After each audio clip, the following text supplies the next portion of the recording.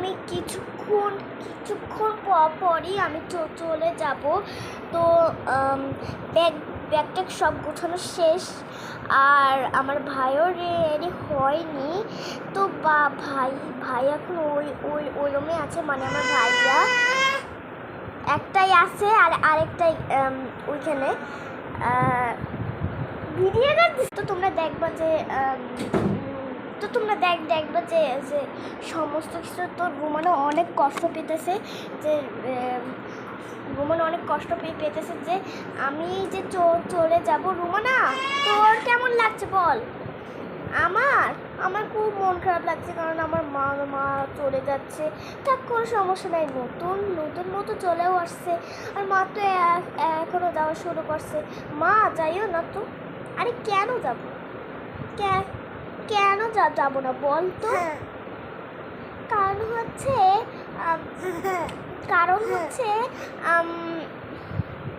কি, আমরা তো একসাথে মজা করতাম রাত্রেবেলা, আড্ডা দিতাম, আর তোমার তো কোনো পরীক্ষাও নাই, শেষ হয়ে গেছে।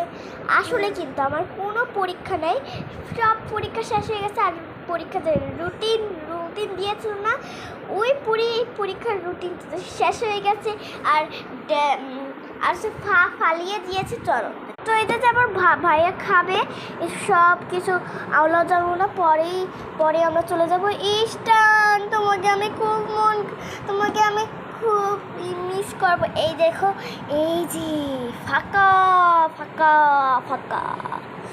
তো কত ফাঁকা। তো এই যে আমাদের ব্যাগটা গোছানো, এই ব্যাগ গোছানো শেষ, আরেকটা ব্যাগ গোছানো শেষ। আরেকটাও ব্যাগ গোছানো শেষ।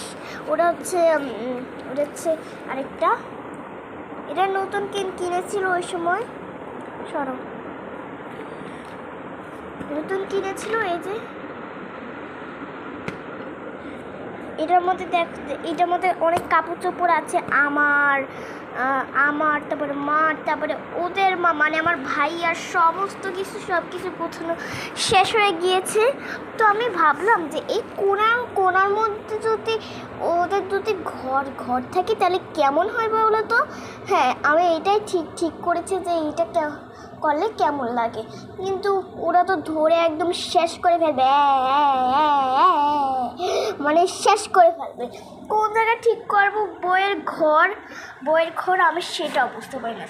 পরের ভিডিও দেখার জন্য তাড়াতাড়ি অপেক্ষা করো, ভাসুর রাতে ভিডিও দেওয়া হবে।